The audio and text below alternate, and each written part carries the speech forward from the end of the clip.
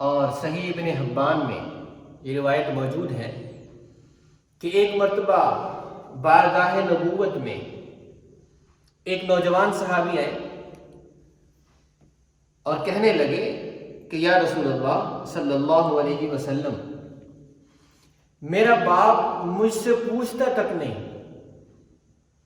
اور میرا مال خرچ کرتے رہتے ہیں۔ تو آپ صلی اللہ علیہ وسلم نے فرمایا کہ اس کے والد کو بلا کے لاؤ۔ چنانچہ جب پیغام اس تک پہنچا اور اسے پتہ چلا کہ میرے بیٹے نے بارگاہ نبوت میں میری شکایت کر دی ہے، تو اس رنج اور دکھ کی حالت میں چند اشعار اس نے اپنے دل ہی دل میں کہے اور زبان پہ نہیں آئے۔ ادھر سے وہ چلا اور ادھر سے اللہ تبارک و تعالی نے حضرت جبرائیل علیہ السلام کو آپ صلی اللہ علیہ وسلم کی خدمت میں بھیج کے فرمایا کہ اس بوڑھے سے کہو پہلے وہ اشعار سنائے جو گھر سے چلتے وقت اس نے دل ہی دل میں پڑھے، اور اللہ تبارک و تعالی نے عرش پہ سن لیے۔ چنانچہ آپ صلی اللہ علیہ وسلم نے اس سے کہا کہ جس کے لیے بلایا ہے وہ تو بعد میں بات کریں گے، پہلے وہ اشعار سناؤ جو تم نے گھر سے نکلتے وقت اپنی دل میں پڑھے۔ تو اس نے کہا کہ یا رسول اللہ، آپ کا رب کیا ہی اچھا رب ہے، اس نے اس بات کو بھی سن لیا جو میں نے دل میں کہی۔ آپ نے فرمایا ہاں وہ اشعار سناؤ۔ چنانچہ اس نے وہ دکھی اور رنج و الم سے بھرپور اشعار جو کہے تھے آپ صلی اللہ علیہ وسلم کے سامنے سنائے کہ اے میرے بیٹے، میں نے تیرے لیے اپنا سب کچھ لگا دیا۔ جب تو میری گود میں تھا تو میں تیرے لیے پریشان رہتا تھا،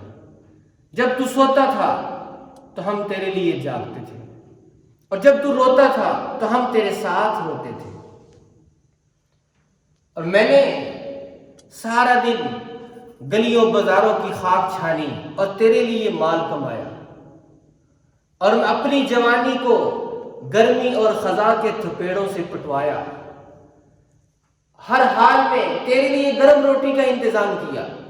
اور سوچا کہ تیرے چہرے پر مسکراہٹ رہے، چاہے اس کے لیے میرے آنسوؤں کے سمندر اکٹھے ہو جائیں۔ جب تو بیمار ہو جاتا تھا ہم تیرے لیے تڑپ جاتے تھے، تیرے پہلو بدلنے پر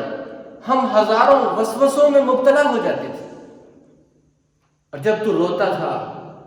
تو ہماری آہ نکل جاتی تھی۔ میں نے اپنی ساری جوانی کو تجھے پروان چڑھانے میں لگا دیا۔ آج جوانی تیرے اندر رنگ بھر رہی ہے اور بڑھاپا مجھ سے جوانی چھین چکا ہے۔ تو میرے دل میں یہ خیال آیا، جن جذبات کے ساتھ میں نے کل تجھے پالا آج تو میرا سہارا بنے، لیکن تو نے کیا کیا؟ تو نے مجھے باپ کا درجہ نہیں دیا، تو کم از کم مجھے پڑوسی کا درجہ تو دے دیتا۔ پڑوسی بھی پڑوسی سے پوچھ لیتا ہے کہ تیرا کیا حال ہے، اور تو نے مجھ سے پوچھا ہی نہیں، پوچھتا تک نہیں کہ اے میرے باپ تیرا کیا حال ہے۔ جب اس نے یہ درد سے بھرپور اشعار بارگاہ نبوت میں پیش کیے تو رحمت عالم صلی اللہ علیہ وسلم کی آنکھوں سے آنسو رواں ہو گئے، اور آپ نے اس کے جوان بیٹے سے فرمایا اٹھ جا میری مجلس سے، تو نے جو کچھ کمایا ہے وہ سب تیرے باپ کا ہے۔ اس سے ہمیں ایک بات تو یہ معلوم ہوئی کہ جو بات دل میں کہی جائے، زبان پہ نہ بھی آئے، اللہ تبارک و تعالیٰ اسے بھی جانتے ہیں اور خوب اچھے طریقے سے جانتے ہیں۔ لہذا ہمیں کسی بھی حالت میں کوئی بھی بات کہنی ہے یا سوچنی ہے یا کوئی کام کرنا ہے تو ہمیں غافل نہیں ہونا چاہیے، بلکہ یہ بات ذہن میں رکھنی چاہیے کہ اللہ تبارک و تعالیٰ میری ہر حالت سے پورے طور پر باخبر ہے۔ اور دوسرے نمبر پر اس روایت سے یہ بات معلوم ہوئی کہ نوجوان اولاد کو یہ چاہیے کہ وہ اپنی جوانی کے زمانے میں اپنے بوڑھے ماں باپ کے لیے سہارا بن جائے، ان کے علاج معالجے کے سلسلے میں، ان کی خوراک اور پوشاک کے بارے میں جس قدر ہو سکے توانائیاں صرف کر دیں، یہ سوچ کر کہ کل میں ان کے ہاتھوں میں تھا، ان کی گود میں تھا، انہوں نے کس طریقے سے مجھے پروان چڑھایا، مشقتیں خود برداشت کی اور مجھے راحت پہنچائی۔ آج یہ میرے محتاج ہیں، میرے سہارے کے ضرورت مند ہیں، تو مجھے یہ چاہیے کہ میں ان کے لیے سہارا بنوں۔